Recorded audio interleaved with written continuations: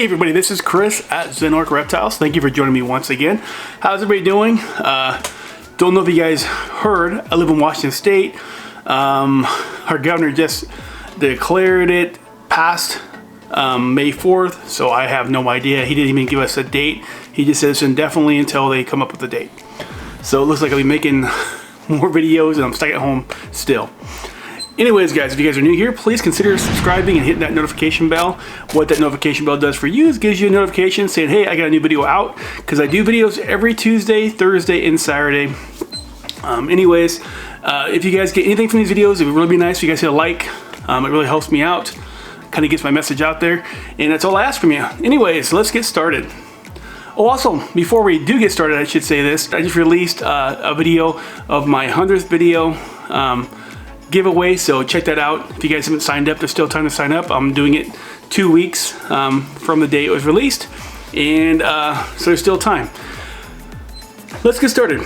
So I've been having a lot of people ask me about ASF rats. I actually had another video lined up, but this one I decided to do because I had about 4 or 5 people text me or message me through Facebook or Instagram, and they're having a problem with ASF rats. And I can understand why, because they are a lot harder than your normal rats. Are they really hard? No, but they have issues that normal Norwegian rats don't have.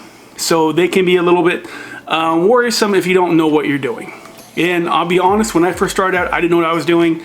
I lost some, and I finally figured it out by watching videos, by learning on forums. There's not a lot out there information-wise, so a lot of it's trial and error, and this is what I found out, and this is what I've read, and this is what other people I know that breed them told me, and it's worked for them.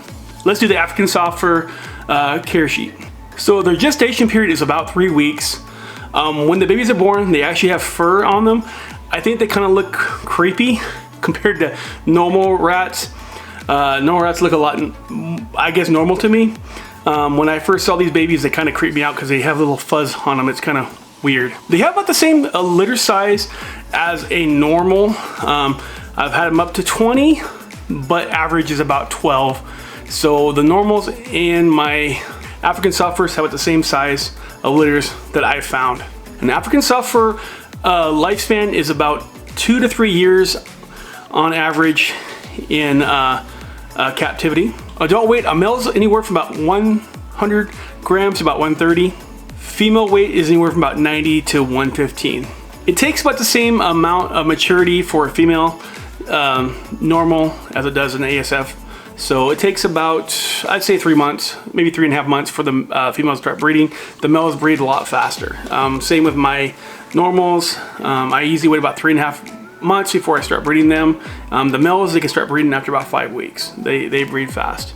So that's why I don't keep a lot of males on hand on either one, because they're so easy to reproduce, and they start breeding right away. So you'll be having your first litter around about the 3.5 month mark if you breed about 3 months, and I'd say about around there. And they stop being useful for breeding for after about a year.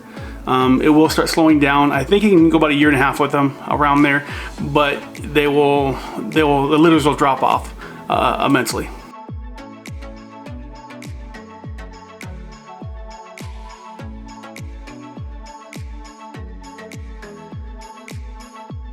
I'm gonna go on some pros and cons later on, but this is one of the bigger cons to the ASF rats is the size. And I'm gonna go over the size of pinky, small, large, all that right here. I'm not gonna tell you, I'm just gonna show you.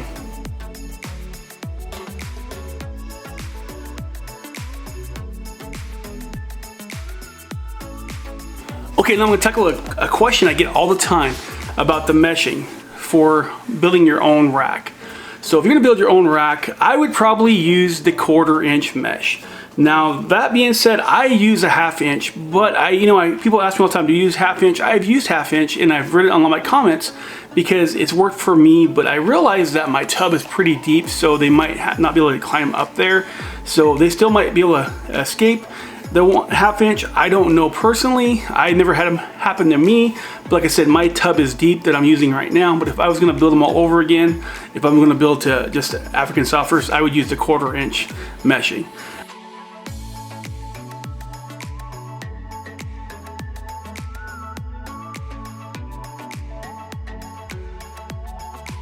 Another question I get is, if I was going to buy a professional rat system, which one would I buy? The rack system that I'm probably going to order myself is probably the 84010. It's kind of like the hatchling size for your snakes. So if you have a ball python, you have any Freedom Breeder or ASF racks, you'll know the hatchling size, but what it is, it's just a little bit deeper for they have a little bit more room up and down. So it's the same size like this, but it's the same depth, but it's a little bit deeper. It gives you a little more room to kind of go up and down. You know, they can actually stand up. There's another one that would work really well too. It is a 728-25. If you want a little bit bigger tubs, they're about this size and the same length, a little bit taller again. Those are the two I contemplated on getting. I was kind of back and forth on those. Probably order both, but I don't want to spend too much money on them, you know, but both of them are a great choice. Depends on how much you want to do for your snakes and how many you need.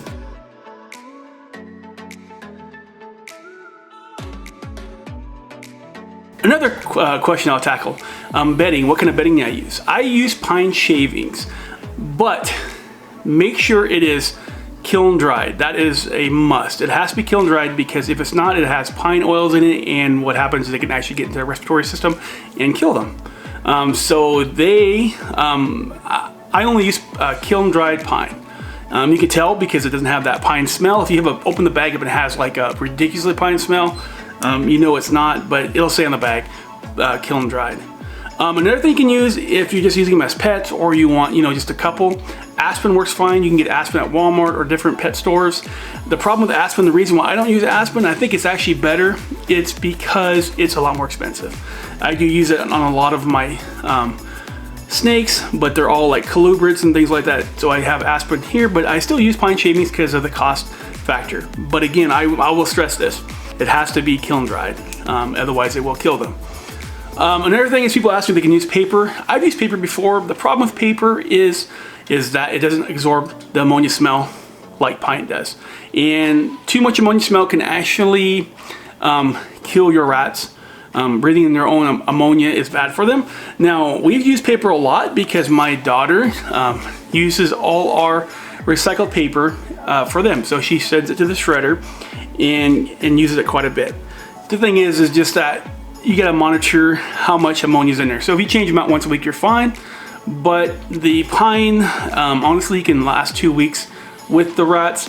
This is one thing I'll definitely tell you with ASF rats. Even if you don't smell the urine, because they don't smell like the other rats do, still change the bedding, because the urine is still there, even though the smell is not.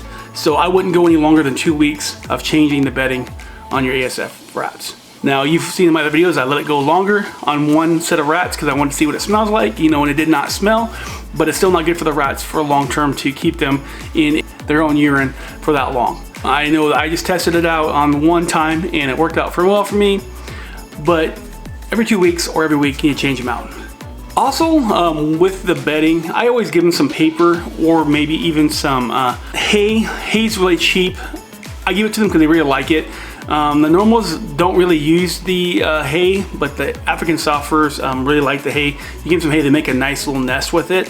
You don't have to, but I would recommend it. They really love it. Even Gavin at Balls to You, I saw his video, he gives them hay too.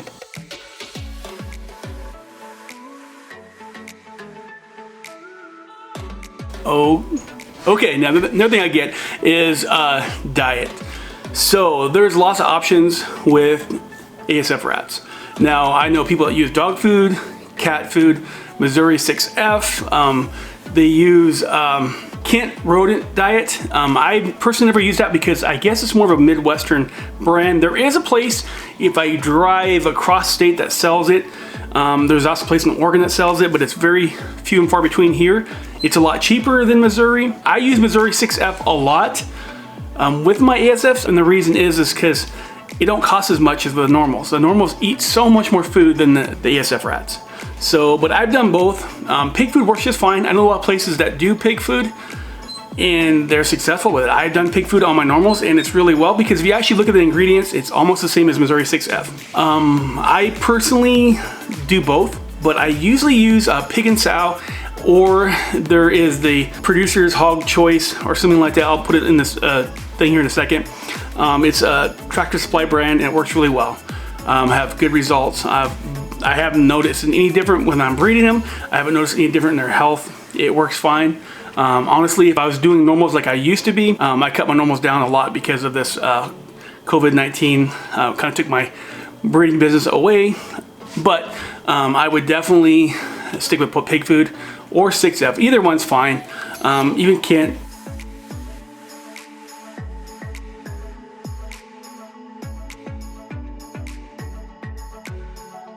This is a tip that you must know, and this is something that a lot of people ask me all the time. Why are my ASF rats not producing? It's a protein supplement. ASF rats in the wild eat bugs. They need some extra protein. Now, that don't mean you can give them the main diet of pig food or Missouri 6F or Kent. That'll all work, but they need some kind of supplement. That doesn't mean it's their main diet, but you have to supplement this and give this to them at least every 2 days or 3 days for them to breed profusely.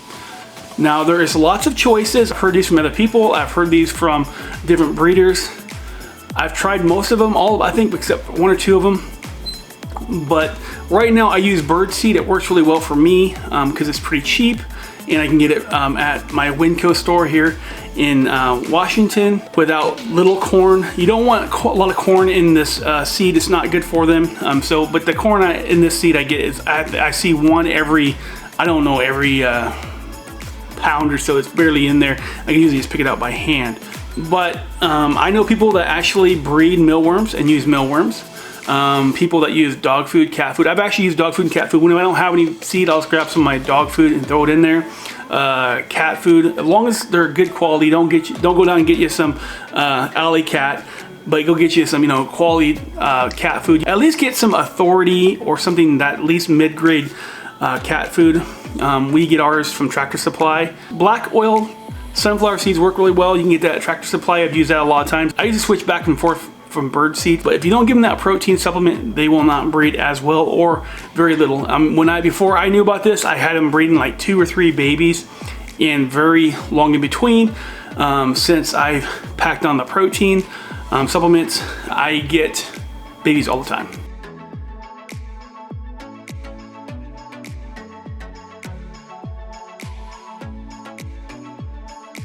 Is it worth breeding African Softers? I think so. I think they're superior to Norwegians. Lots of reasons.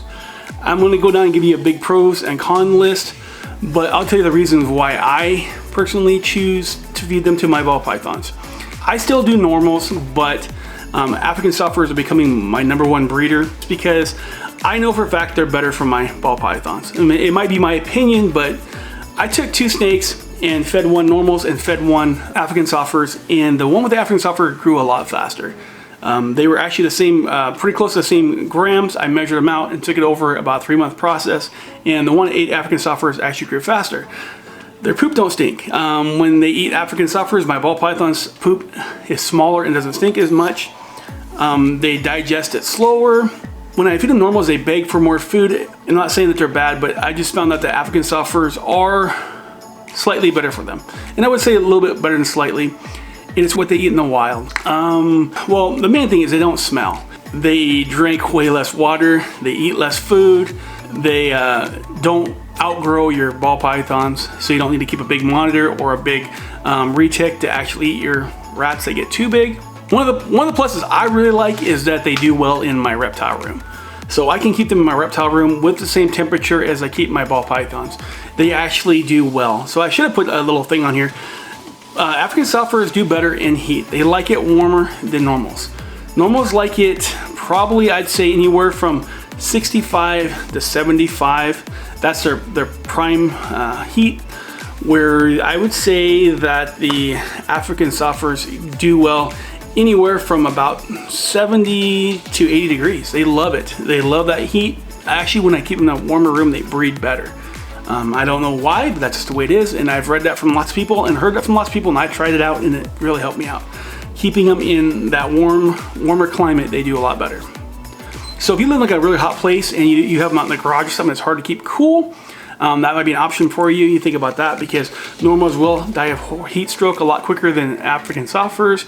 Me personally, I keep it in my garage. My garage is not the coolest place in the world. I have to heat it up in the wintertime, but in the summertime, I just put a little tiny bitty window AC on there, and I just set it at about 78, because I don't want it to be cool. I just want it to keep it at the place where I don't want it to get above a certain degrees. So it keeps it around 80 degrees. That's all I want it at anyway, so.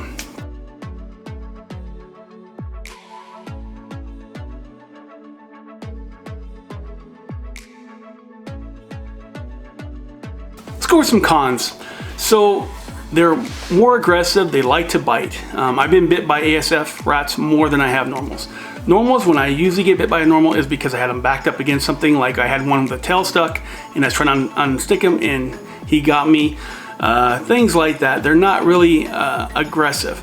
Now in ASF rats, usually when they have babies, they are more aggressive. Now there is more aggressive lines than others. The first ones I bought were really aggressive. They came out and bit me for no reason, where I've learned that certain ones are a lot more friendly, and I started breeding them. I got most of the aggression out of my colony, but they are more likely to bite you than a normal rat. So when you're cleaning them out and stuff, it's kind of, think about that, it's kind of more of an annoyance. Certain ones will bite you. You don't have to wear gloves. I just grab them from the tail and put them in there. The rats, the normal rats, I just grab them, pick them up, pet them, and put them in the thing, where I do not pick up any of my ASF rats just like this. I grab them by the tail. A big thing, I just had someone actually text me this week. They bought a bunch of African soft furs from somebody, and they didn't tell them that you can't mix the colonies. So when they brought them home, they put them all in the same box, and most of them died. You cannot mix colonies of ASF rats. So once a female has chosen a mate in a colony, you cannot add any more to that colony. So if you want that colony to get bigger, what you got to do is you got to breed them within. So when they have babies, you keep some in there, and hate the ones you don't want in there no more out, but leave the babies in there. So you want more females, leave more female babies in there, and they'll eventually be part of your colony. Now, if you take a young male and a young female from two different colonies and put them together before they hit sexual maturity, that works fine. Once they have an established colony, you cannot add them together. That's the honest to God truth. They will kill each other. I've done that from experience myself. When I first bought my first thing, I put them all together and it was a nightmare. That's just something you have to learn with the African soft furs, is that if you want to grow that colony, you have to grow it within. Don't add them together. Also, when I keep them separate, I keep the males and females separate, like I'm gonna feed off. I don't put them in the same thing until I actually introduce them, say when I start a new colony, but I keep the males and females separate, because once they get together, it's a done deal. Another thing is that ASFs grow slower, which is really not a true statement. It's just that they take a lot longer to get to a usable size. A Norwegian rat is a bigger rat, so its babies are bigger, where an African soft fur is smaller and the babies are smaller in it. So it seems like they grow slower, but they really don't. It's just that they are a smaller animal. And that's the problem, is that if they take longer to become usable. That's one of the big issues with the African soft furs, and that's one of the biggest problems that most people have with them. They are escape artists, and they love to chew. So cheap plastic containers, they will chew through them. I've seen them chew everything that I know. I have to use, personally, I use Vision tubs because they're thick plastic. If you know anything about snake tubs, they're a lot thicker, so that's why I use, because they've chewed by everything. I've even heard them chewing the silicone off of aquariums and getting out that way. They are escape artists. With professional racks and tubs that are made for like snakes, they don't really chew out. I've never had a problem with it, but anything that use makeshift tubs, I've seen them eventually get out of that. Also, when you're pulling them out of the tub, they're fast and they love to jump, so they can get out real easy, so you gotta be careful when you pull them out. With my normal Norwegian rats, when I'm cleaning the tubs, I just pull them out, boom, boom, boom, boom.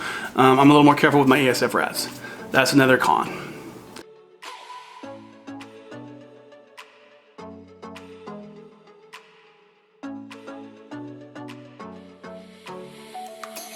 Anyways, guys, so I kind of hope this helps you out. I have a lot of questions about ASF rats, and they're wonderful. They're great, especially for someone who has a small colony of ball pythons. It's easy to get them started, just with a little bit of help. You kind of watch some videos or learn a little bit. It really helps out. They don't stink. You don't have to vent your room. That's a big plus. and they take up less room. So I think they're worth it, but again, you know, Norwegian rats, you stick them in a cage together, they breed, boom, bang. There's not much to do with them. Where African sufferers take a little bit of effort and a little bit of, you know, education, but they are great too. So anyways, guys, I love you. Would you guys check out some other videos right here? Also hit that notification bell. Stay home, stay safe. Hopefully this craziness will get over with and we can get back to normal. Later.